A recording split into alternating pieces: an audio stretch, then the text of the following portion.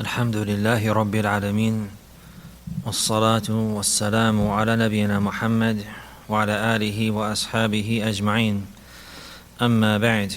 We continue reading the author he mentioned rahimahullah ta'ala, and he says ومن آدابه أي من آداب طالب العلم, and from the manners of the student of knowledge. He says الحلم والأنات وأن تكون همته عالية فلا يرضى باليسير مع إمكان الكثير So he says rahimahullah ta'ala that from the manners of the student of knowledge is الحلم والأنات. Al-hilm is forbearance, and anat likewise is very similar. These words have a similar meaning of being forbearing and not being hasty and not being quick to speak or not being reckless in one's manners and conduct with one's tongue or with one's judgment and the likes like this. To have al-hilm wal-anat, yani this requires for a person to be calm and to be collective and to think before he moves and before he speaks. And these are from the most noble and beautiful traits of a believer, especially a student of knowledge. These traits here have been mentioned previously from the attributes and characteristics of the teacher, and likewise these are from those traits as well referred to in the beginning of this chapter, that the student of knowledge he will share along with the teacher from those manners that one will have in his own self and in the manner that he carries himself and his demeanor and his conduct. So this has preceded al-hilmu wal-anatu wal-waqaru wal-sakina wal-wara', these beautiful traits of forbearance and not being hasty and not being reckless and being dignified and noble and humble and being steadfast and firm upon the straight path. And we have seen some benefits with regards to this. From that which was narrated from Ata ibn Yasar rahimahullah, he died in the year 103. He said, لم نرى شيئا إلى شيء أزين من حلم إلى علم. We have never seen anything coupled to something else more beautiful than hilm, yani forbearance coupled with knowledge. So we see that al-hilmu zinatul ilm, and this likewise has been narrated by Al-Imam al-Shafi'i rahimahullah. Zinatul ilmi al-wara'u wal-hilm. This is the wording of, or the statement of al-Shafi'i rahimahullah ta'ala. Zinatu al-ilmi al-wara'u wal-hilm. That the adornment and the beautification of knowledge is al-wara', piety, yani, and fear of Allah Azza wa Jal. Piety and fear of Allah Azza wa Jal. And likewise al-hilm, forbearance, not being hasty. Forbearance and not being hasty. So this is considered the adornment for knowledge. So just as a person he will adorn himself with a garment, then the knowledge likewise it has an adornment. And just as a person his garment will be a means to beautify him and to cover his faults, likewise with regards to knowledge it has a garment that will be a means to beautify the knowledge and to perfect the knowledge. And that is al-hilm wal-anat. These traits here, wal-waqar was-sakina, these are considered like the garment of knowledge and the means of beautification and adornment for the knowledge. And the people of knowledge, they mentioned that knowledge without hilm and without waqar and without sakina, knowledge without these particular traits here is like a body that is bare of clothing. It's like a body that is bare of clothing, and meaning he's missing the whole point, and he's exposed, and it will not be beneficial. So the aim with regards to the knowledge is to understand that which is upright and noble and good from creed and from belief and from speech and action and deed and conduct and manners, and then to be steadfast to apply that. And likewise the aim of the knowledge as well, of learning the knowledge, is to know that which is evil and to know that which is foul and corrupt from creed and from belief, and likewise from statement and actions and speech and deed, in order to avoid that and stay away from it. So al-ilmu yu'arrifuka ar-rashad. So knowledge, it will clarify for you that which is upright and good. As-salah yubayyinu laka as-salah ma huwa salihun min ma huwa fasid. It will clarify for you that which is righteous and good from that which is corrupt and evil, and the likes like this. وبالحلم تتمكن من الثبات عليه. يعني الحلم يثبتك على العمل به. So by having hilm and forbearance, this is a means to be steadfast upon that knowledge. By having forbearance and by having sakina, which has the meaning of tranquility and peace and ease, and also it has the meaning of a thabat being firm and steadfast. So with the forbearance, a person, he will be firm and he will be steadfast upon that knowledge in application of the good that he knows and striving to abide by that, and likewise in staying away from the evil that he knows as well. So in this manner, the hilm is the adornment of the knowledge. In this manner, the hilm, the forbearance, is the adornment of the knowledge. The opposite of hilm is طيش والعجلة والتسرع في القول والفعل. الطيش والعجلة والتسرع في القول والفعل. Yani the opposite of hilm is الطيش, which is recklessness, being reckless. Reckless. والعجلة, عجلة is being hasty. And being quick to move and quick to think and quick to act and quick to judge and quick to speak and the likes like this. And many times the person who moves whether by speaking or by acting without analyzing the situation first and the outcome of his statement or his action, he will regret what he has fallen into. So hilm, having hilm and sakina and waqar, these traits here will prohibit a person from that. So to summarize, this trait of al-hilm, it will be a means for a person, or it's the characteristic or trait that a person, by way of whenever he obtains it, he will be able to control himself. يَمْلِكُ نَفْسَهُ. And the one who is ta'ish, or the one who is ajul, or the one who is mutasarri', and the likes like this, the opposite of that, he's not able to control himself. He doesn't have self-control. Whether his tongue will lash out and speak before he even thinks, and his hands will move, and he will act without thinking or recollecting if it's the best move or if it's proper, or even if a person truly means that or wants to say that. He will act upon emotions, and his emotions will overcome him, and he will speak and move based upon that. And as has preceded many times, the likes of this person, he will fall into actions that he regrets.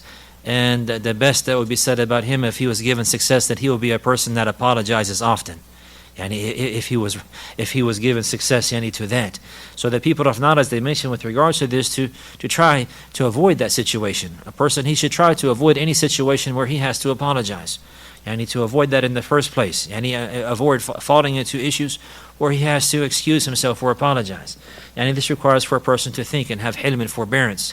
But if a person fell into that, then he would apologize. If he had done something wrong or said something wrong, or fell into manners that are not befitting and the likes like that, then he would apologize. But the point is to have self-control. The Prophet ﷺ, he said, لَيْسَ الشَّدِيدُ بِالسُّرَعَةِ. That the one who is shadid, qawi, the one who is strong, it's not by way of wrestling, it's not by physical strength and power. لكن الشديد من يملك نفسه عند الغضب. But the one who is strong, he's the one who controls his own soul whenever he's angry. This is the one who's truly strong. So real strength is not in physical strength, but it's in faith. The true strength lies in deen, lies in religion. It lies in sincere faith and obedience to Allah subhanahu wa ta'ala, and controlling oneself, his tongue first and foremost, and likewise the rest of his organs, the rest of his body parts for the sake of Allah. So this one, he's the one who is strong.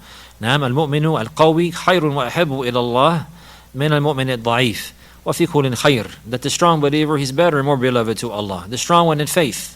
The strong one who has control over his own soul, and he checks his own self and his own soul with the reins of the Sharia in every circumstance and situation. This one, he's the one who is strong. And this person here, he has knowledge and is coupled with hilm. This is a beautiful point here that he's mentioning. Even whenever he mentioned the attributes of the teacher, the first trait he mentioned was hilm. And then likewise, here it's been mentioned before, referring to these affairs, but he's repeating them again. وَمِنْ أَدَابِهِ الْحِلْمُ وَالْأَنَاتِ.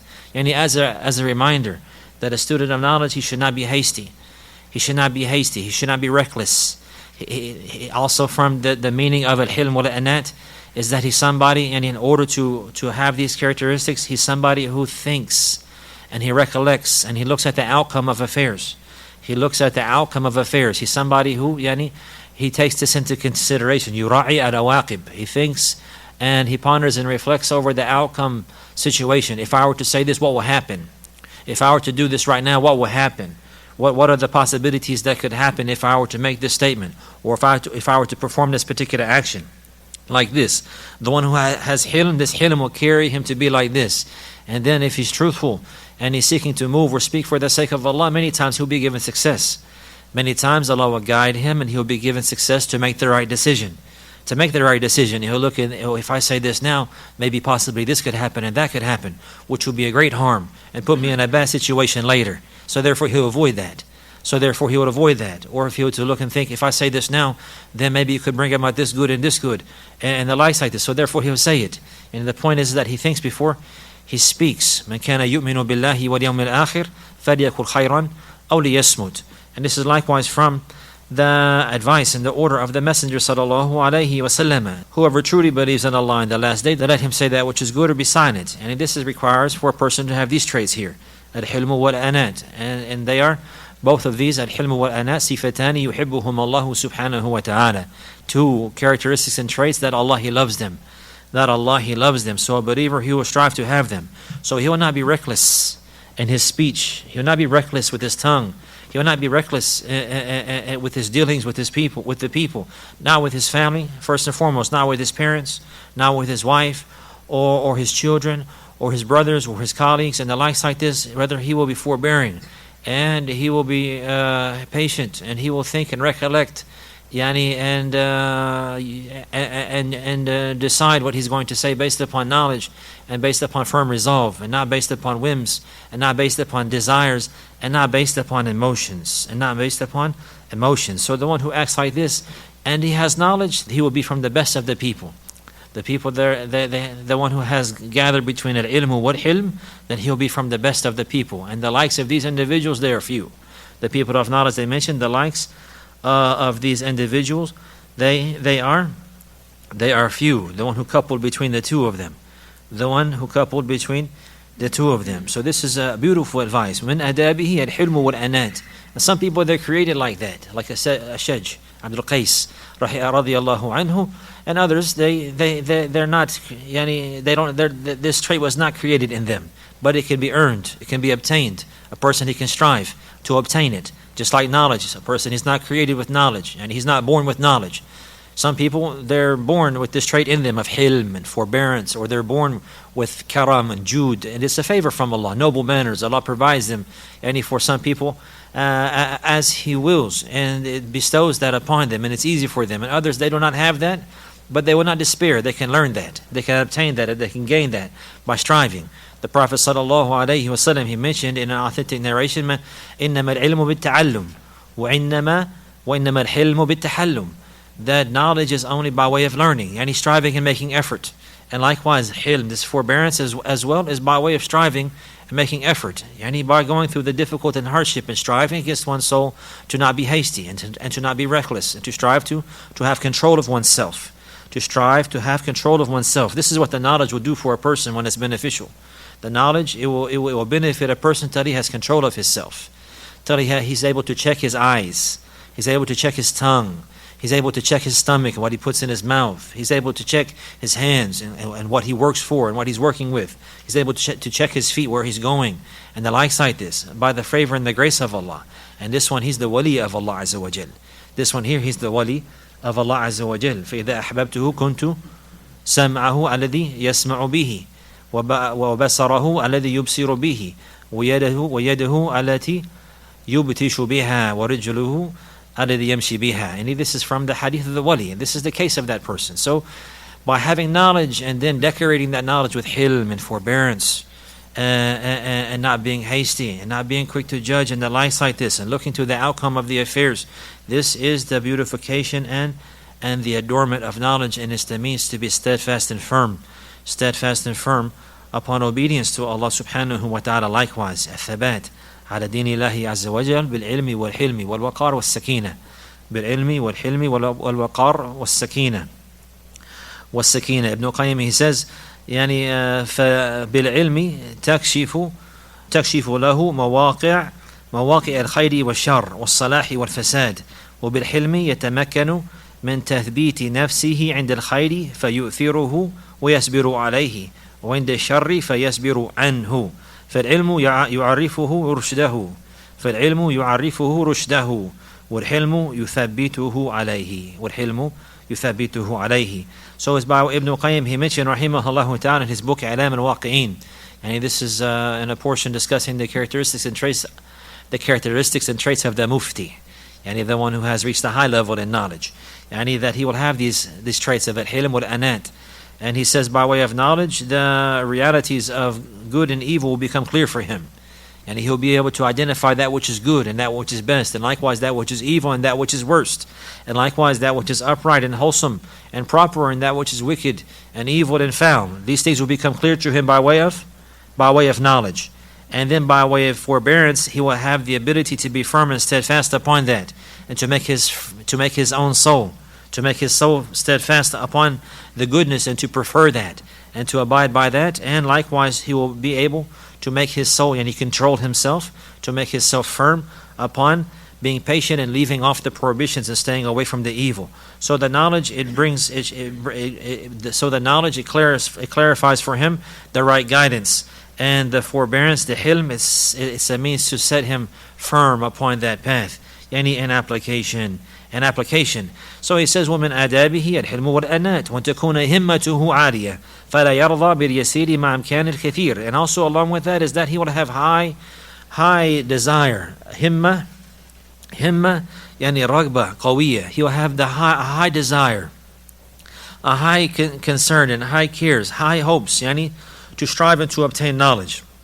High hopes to strive and to obtain knowledge. He will have a high hope in his heart and desire to learn and to increase in knowledge and to apply the knowledge. This is something that he'll have to cultivate in himself. And this comes about by reading and learning and studying about the virtue of knowledge and the virtue of the people of knowledge and the status of the people of knowledge in this life and the hereafter. And in this manner, a person, his himma, his desire and his care and concern for knowledge will be raised and will be lifted. Will be raised and will be lifted. And the people of knowledge, they say, أصل العلم الرغبة وثمرته السعادة.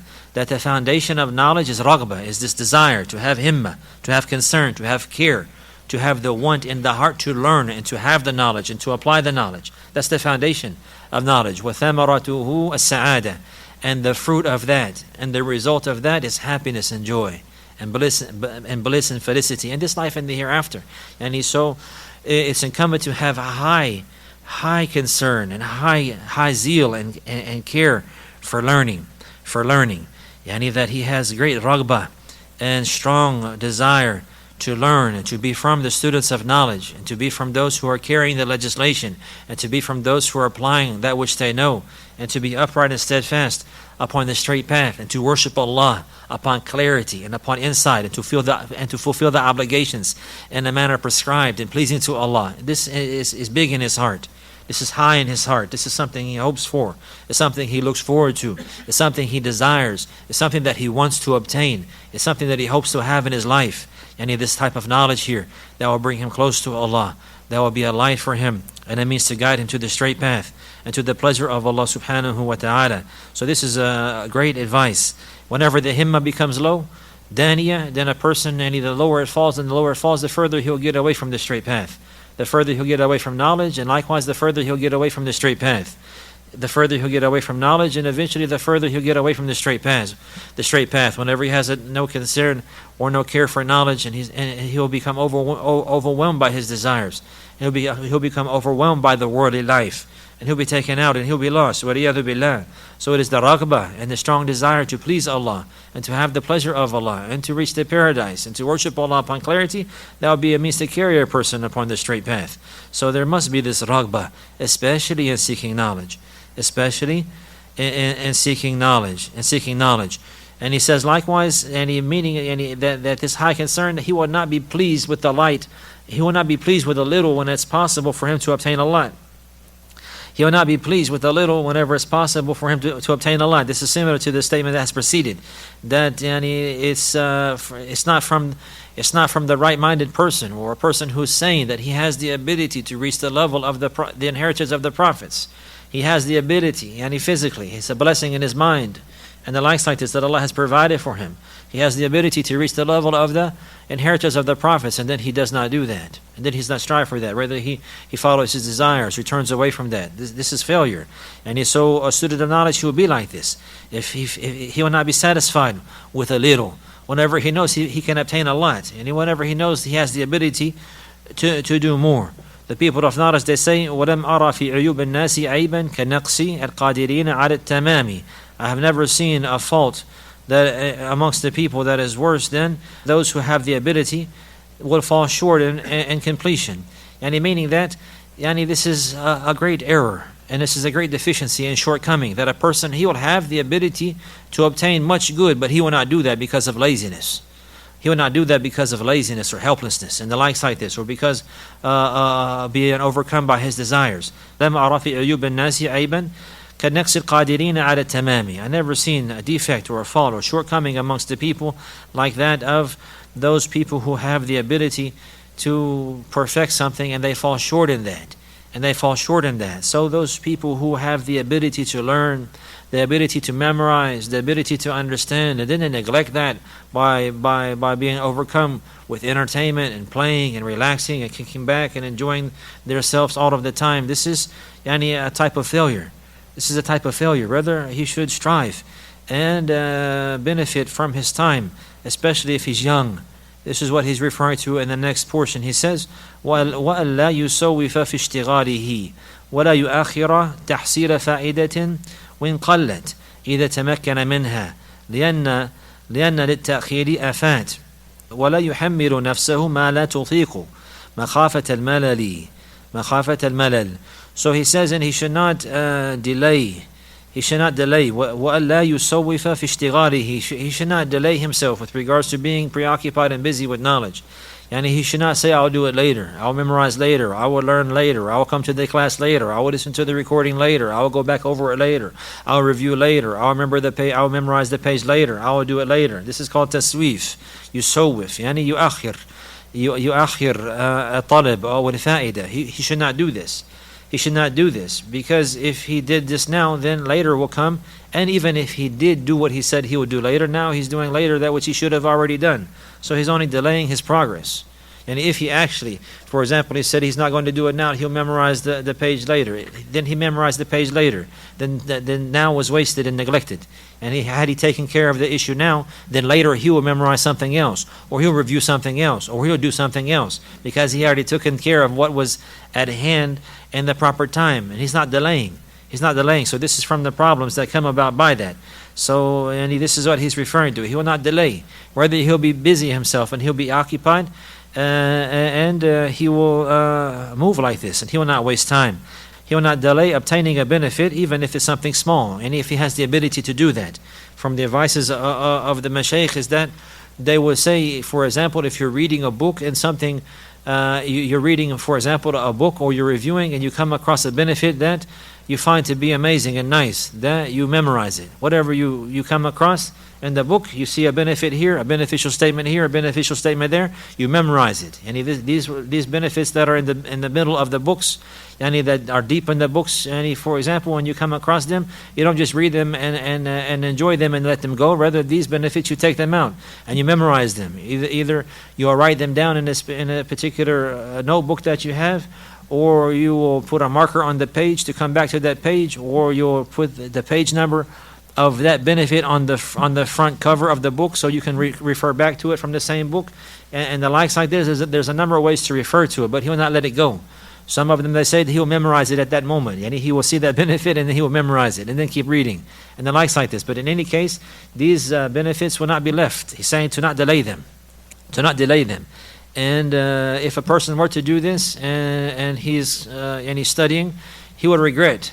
He'll regret. It'll be someday whenever maybe he's teaching, or maybe he's trying to gather some knowledge together and arrange them in an authored work, or to prepare a lesson, or to prepare a khutbah and the likes like this, and he remembers a benefit that he's in need of now, but he does not know where it's at. Because he didn't take it down, he didn't memorize it, or he didn't reference it, and the likes like this. He didn't make any effort to save that benefit. But if he were to put a mark there, or to verify that and to write it down in a notebook, or to put some type of reminder on the book, on the cover, on this page is this benefit and the likes like this, then he will be able to return to it easily, and he'll be able to find it whenever he needs it, and he'll be able to find it whenever he needs it, Likewise, with regards to gathering these benefits, the people of knowledge, they mention that we will see that it's advised in every science to learn a particular text, a summarized text of that science, and this is how one would learn. But in each topic or each science, it's recommended to have like one main book that is that a student has. He has this one main book that he has, and every time he comes across a particular benefit from that subject, he refers it back to that book and he writes it there. So these different benefits that are here and that are there, that are scattered all throughout the different books, or that he will learn from different classes, there, whenever one gets them, he will put that in its proper place. Maybe he's in a class about tahara, a side benefit come about a whole other issue in another chapter. So he will take that benefit down, and then if it's in the book of Tawheed, for example, he will go back to the book that he has for that issue, and he'll put it there on the side of the page, and in the proper place. This benefit goes with this narration, and this athar, it goes with this hadith, and the likes like this, and these topics, they go together like this. So he will have a particular book, for example, with regards to the Aqidah, the book of Tawheed, or Aqidah al-Wasitiyah, for example. These books here, he will have one print that he has, and that he is reading and reviewing all of the time, or he'll go back to it. And every time he gets a new benefit in this subject here, he takes that benefit and puts it in that same book, until eventually this book right here, it has lots of benefits that are collected on that subject. And then every time he needs to, he'll go back to it and review it. And all of the benefits are there collected in that one spot with that one science and that one book. In this manner like this. Likewise, he'll do the same thing in hadith. In the hadith al-ahkam, for example, he will have Bulughul Maram, one print that he has, that this is the one he memorized from, this is the one that he reviews from, and he will collect benefits and he'll put them there as they come. If he gets a new benefit, then he will take it and he'll open that book and go there onto that hadith, and he'll put it there, and he briefly in small print on the side, until after some time he will have this book that has lots of benefits in it, and then whenever he needs them, he goes to that book and it's there. And then this book here will be like an asl for him, a fundamental principle that he returns back to for reviewing his knowledge and for going over those sciences and the likes like this and making them stronger, or if he needs to, for example, summarize some benefits or look for a fatwa, it would all be right there collected, easy for him to find. So the benefits that come, sometimes they come randomly in different classes, and the likes like this, or he'll find them in different books. Even sometimes maybe he's researching in one particular book and he's looking for an issue about salat. He'll find a fa'idah about the hereafter. He's not looking for that, but it comes, and as he's digging through the pages and looking for what he's looking for, maybe he'll find a benefit greater than what he's even looking for. And the likes like this. This is what Shaykhuna Shaykh Abdul Muhsin, Hafidhullah, he mentioned about Fath al-Bari. If you try to look for the benefit in Fath al-Bari, before you find the benefit you're looking for, you'll be lost in a whole bunch of other great benefits that you are not even looking for. So sometimes you will not find these benefits. They're like jewels that will come up. You will not hear them, or you will not find them or see them except for rarity. So when one sees them, he will not leave them. He will not drop them and leave them there. Rather, he'll take them. He'll either take them directly and memorize them, or he will write down the mark there, or he will put the reference there on the front of the book. When I mean the front of the book, the cover. You take the page number, even if you can take the benefit and put it on the cover and write it there on the cover until the whole cover is full of benefits from that particular book, or just at least the page number, the page number, and then on that page you put a line on top of the sentences that you need, and the likes like this, and then you go back to that book. Oh, I know the benefit is in this book. You remember, you open the front book, on the cover, the page, this page number, kada. You go to that page and the benefit is there. Or you have a notebook. Another way to have a notebook for yourself that you'll just collected benefits as you're reading, because the student of knowledge, he reads a lot. He reads in this book, he reads in this science, he's reviewing this, he's researching here. Maybe he's not reading Tafsir Tabari, but he's doing research on a particular subject, then he researches this verse in Tafsir Tabari. So then he finds that benefit there. He'll not leave it there and say, MashaAllah. Rather, he would see it and take it from there and put it somewhere where he would have it, where he can learn it and memorize it, and where he can keep it. or at least he will know where it's at, and he'll have a reference for it, so he can come back whenever he needs it, and he has time. So this is what he's referring to, and this is great advice. لا يؤخر تحصيل فائدة وإن قلت إذا تمكن منها. He will not delay obtaining the benefit, even if it's something small, if he has the ability, and he reached the benefit, it's right in front of him, he will not leave it. It says لأن للتأخير آفات, because delaying obtaining that benefit, it has many ills and bad outcomes. And from that is that by delaying it now, even if he were to get it later, then now he is doing something later that he could have already done. So he's delaying himself. And many times if he were to delay it, he will not find it again. Sometimes he will not be able to find it again. He will look from time to time, and he will reference and review and the likes like this, even ask other individuals, do you remember this benefit from Sheikh so-and-so, and do you remember where I can find it? And maybe sometimes you will find it, maybe sometimes you won't find it, and maybe sometimes it will be some time before you find it.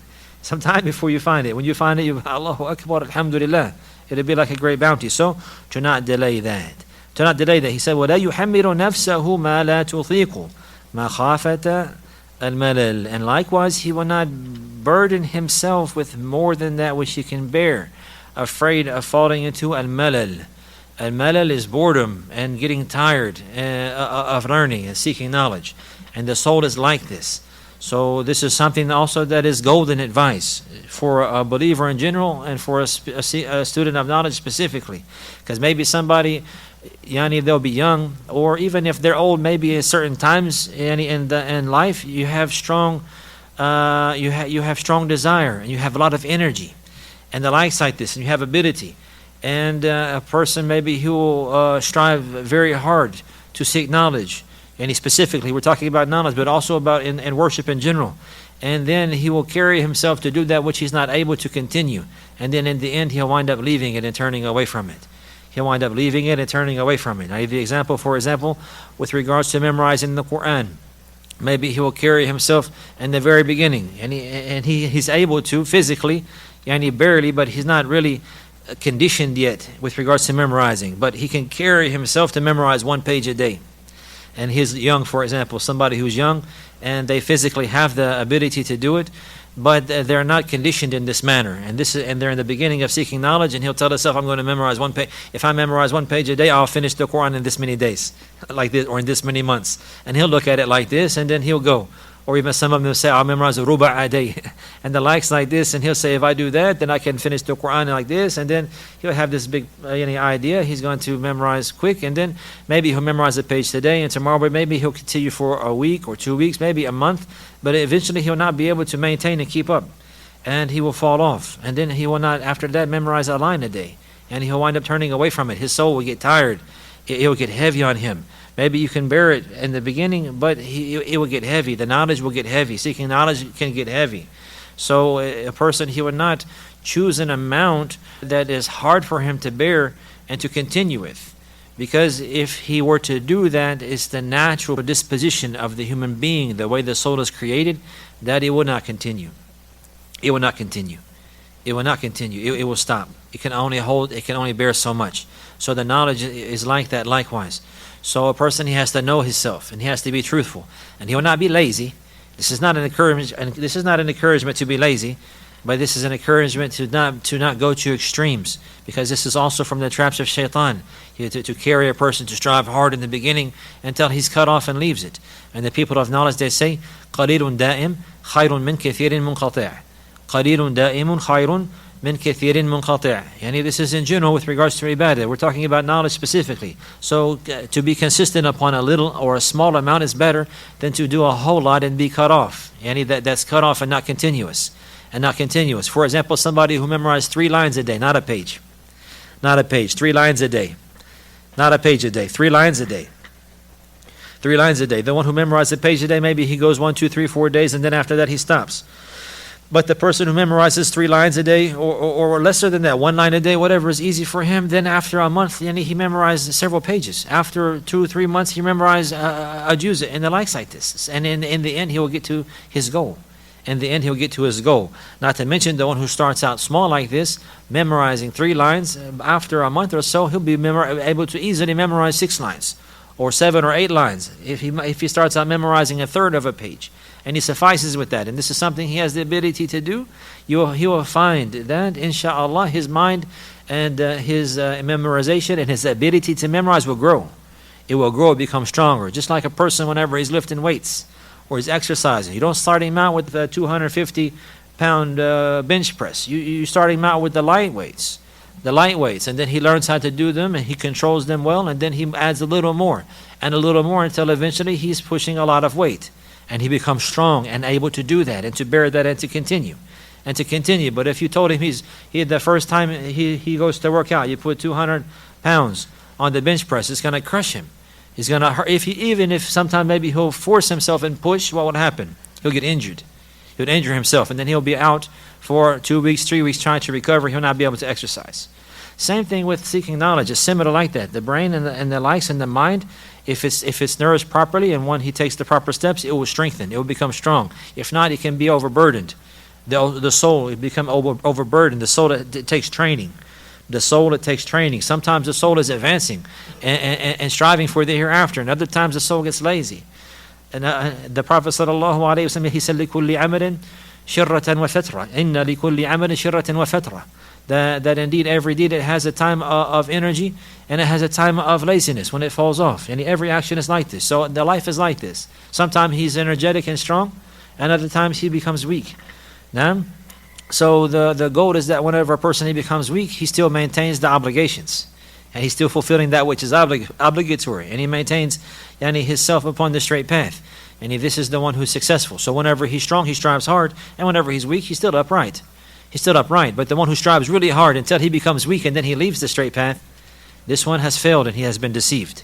Likewise in seeking knowledge, the one who is striving the best that he can, but upon moderation, and then whenever he's energetic and he's strong, and he's full of desire and he's moving, he does as much as he can without overburdening himself, and then whenever he gets tired, he continues, but in a lighter manner. Then he rejuvenates himself and recuperates, and then continues going hard and strong again. As for the one who strives really hard, and then so hard it becomes so heavy, and then he makes the method like he's saying, and then he leaves seeking knowledge, or he turns away from it entirely, and the likes like this, or he backs off for weeks or for months, and the likes like this, then this person, he has been deceived. He has been deceived. So the advice here, what does he say? وَلَا يُحَمِّلُ نَفْسَهُ مَا لَا تُطِيقُ. He'll not carry himself to do more than he can bear or than he can burden. More than he can bear or than he can burden. Afraid that he may fall into melal, boredom, or becoming tired and getting tired of seeking knowledge. So again, carrying more than he can bear or more than he can burden, what is intended, and Allah knows best, more than he can bear and burden and continue with. Because a person, he can make himself bear something and he can do it, but he will not be able to continue. So the hadith of Aisha radiallahu anha, she says about the Prophet sallallahu alayhi wa sallam, أَحَبُّ الْأَعْمَالِ إِلَى اللَّهِ أَدْوَمُهَا وَإِنْ قَلَّ.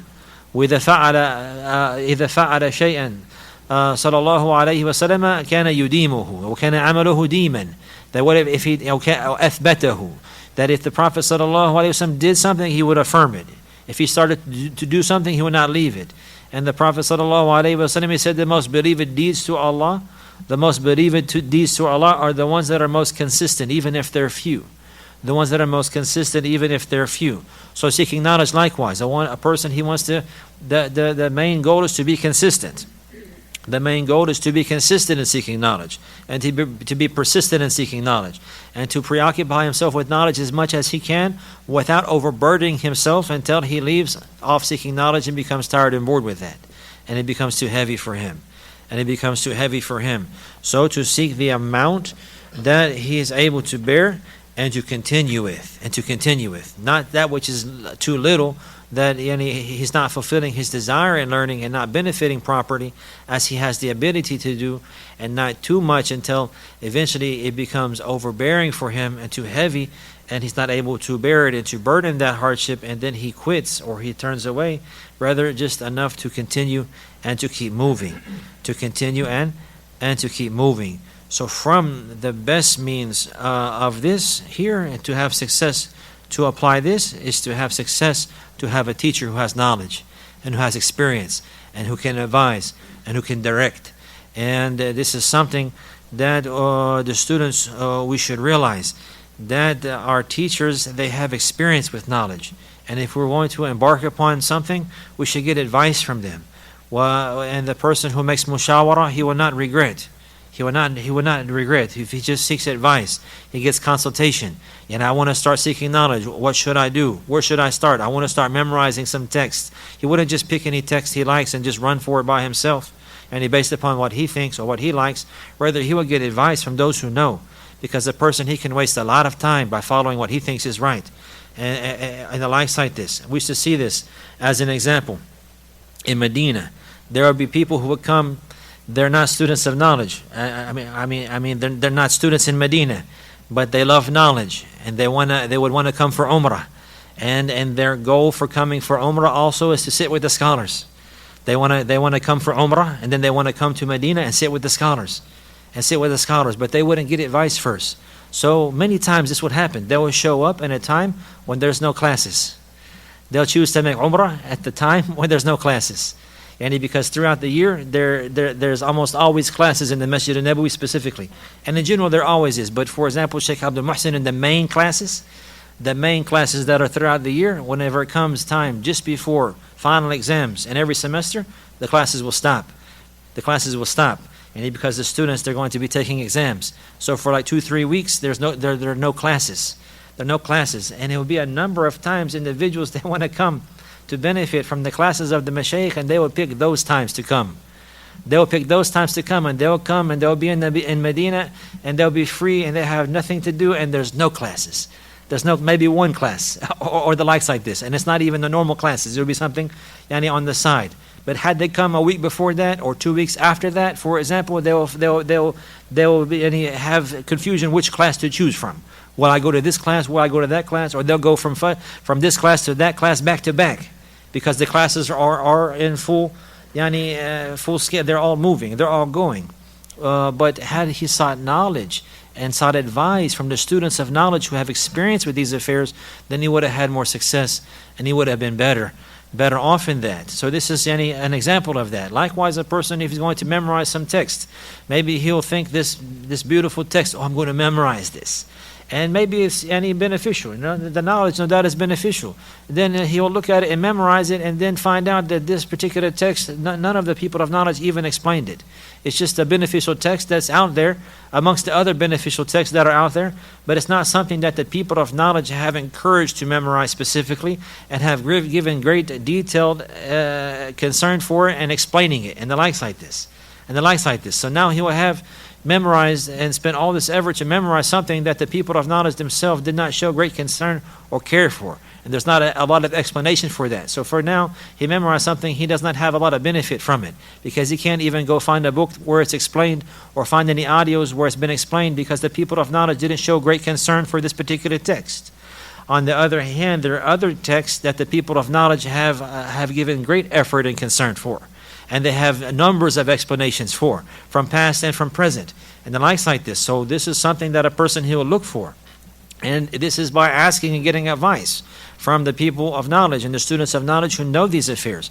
They'll direct him to the particular text that he needs. Or maybe he will jump and he will memorize something before he had memorized something else. Or he will choose some big long text that's going to take him a long time to memorize, and he has skipped all these other texts. And again, this goes back to looking at a person's desire. Maybe today he has a lot of desire and a lot of effort and a lot of energy, and he's freed up.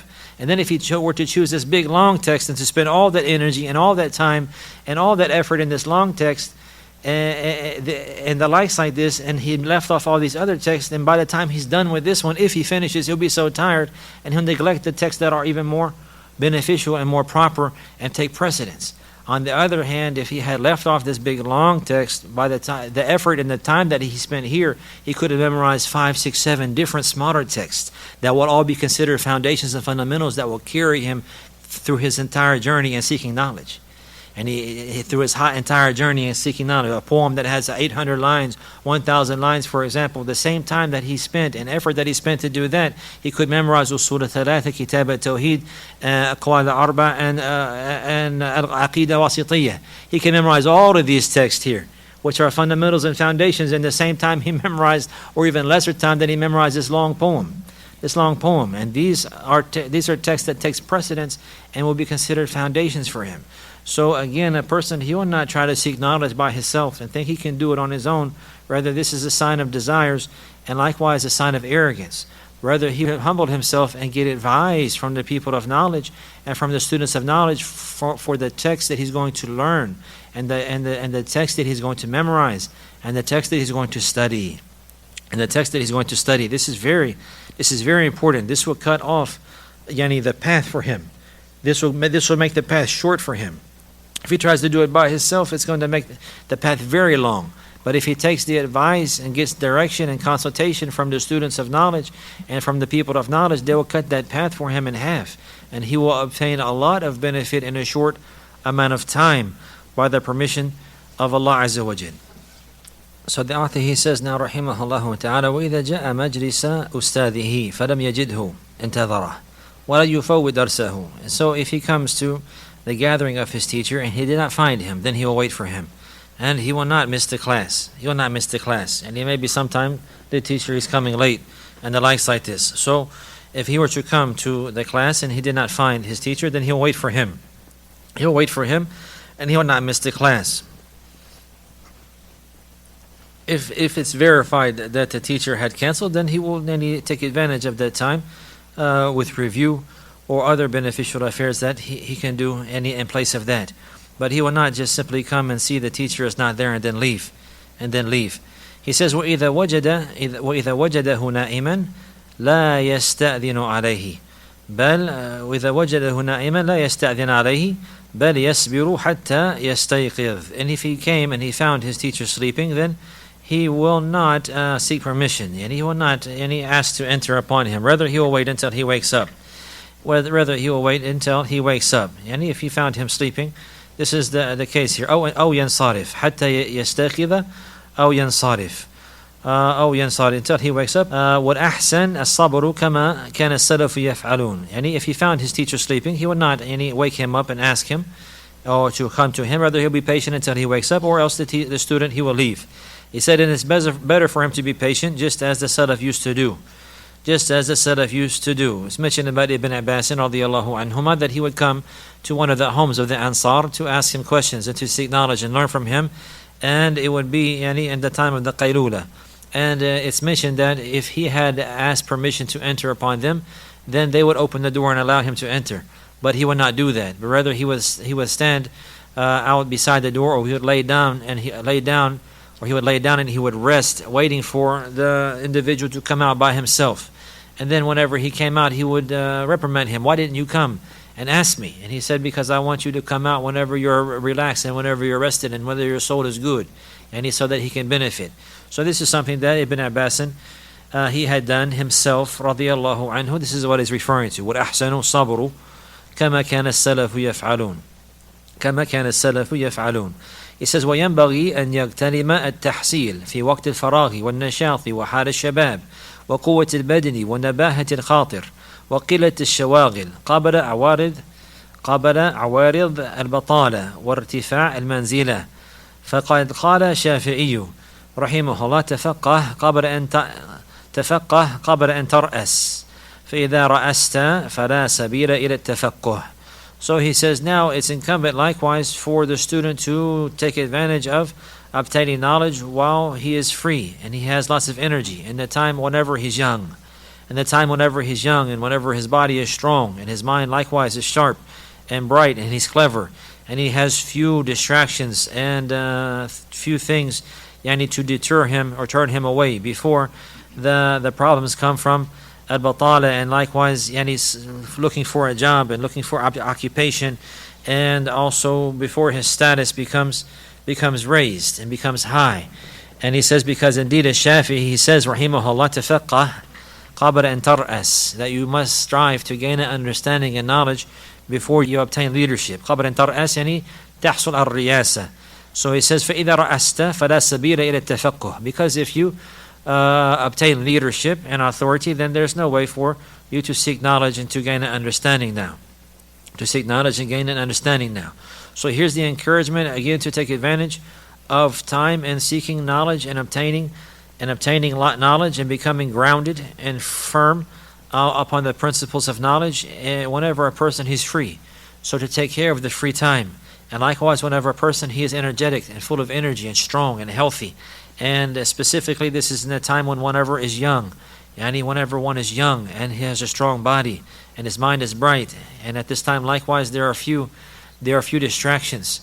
Yani in general, the youth now, we have many distractions. But what he's intending here, and Allah knows best, is that a person, whenever he's young, he doesn't have many obligations.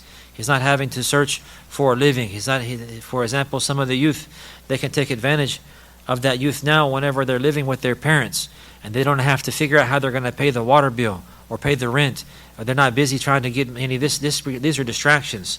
These things occupy a person and preoccupy a person, trying to get money to pay the rent, trying to get money to pay the bill, to pay the bills, trying to get money for food, trying to make a living, trying to earn a living, trying to take care of a family, and the likes like this, obligations of raising a child and taking care of a child, and the likes like this. All of these are shawaghil. All of these are things that preoccupy a person and busy him.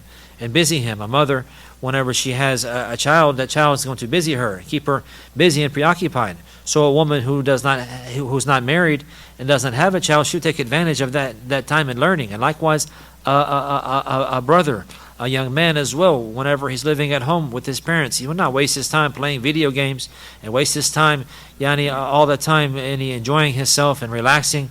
Rather, he'll benefit from his time whenever he's freed up in this manner, and he has lots of free time in seeking knowledge and striving to learn. This is the encouragement here. This is what is intended here, to take advantage of these times specifically. Even somebody who's older, for example, sometimes he has free time. If he's ever finds himself whenever he has free time and he has energy, he will benefit from that. He will not waste that. A believer, he'll never say, "Oh, I'm just cutting time," or "I'm just killing time." A believer, لا يقطع الوقت. He doesn't, أو يقتل الوقت. أعوذ بالله. He will not say that, "Oh, I have time to kill." لا, or I'm just wasting time. No, you don't waste time. Rather, he takes advantage of the time.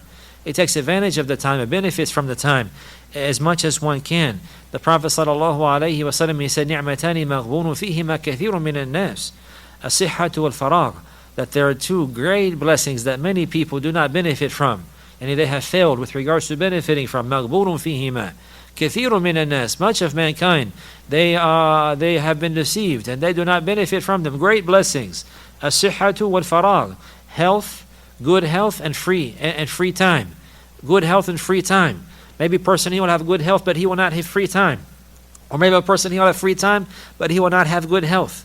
Whenever they come together, he has good health, he's strong physically and also mentally strong. He's able to think and the likes like this. And he's able to move, and he's able to memorize, he's able to learn, he's able to comprehend and to reflect, he's able to read, and he has free time. This one here, he has two great blessings if he only knew. This is the meaning of the hadith. نِعْمَتَانِ مَغْبُونٌ فِيهِمَا كَثِيرٌ مِنَ النَّاسِ. Maghboon, meaning somebody who's maghboon and he's been deceived and tricked and he lost out on a great benefit. It was right in front of his face, he did not take advantage of it. It was right in front of his face, he did not take advantage of it. It's called maghboon. Maghboon, he had a great opportunity for something and it just went away right in front of his face. He never even realized it. This is the type of ghabn. This is the type of ghabn. And that's what is intended. And these blessings are right there in front of us. Good health and likewise free time. So to take advantage of them and learning and seeking knowledge, this is the advice here. هذا وصلى الله على نبينا محمد وعلى آله وصحبه وسلم.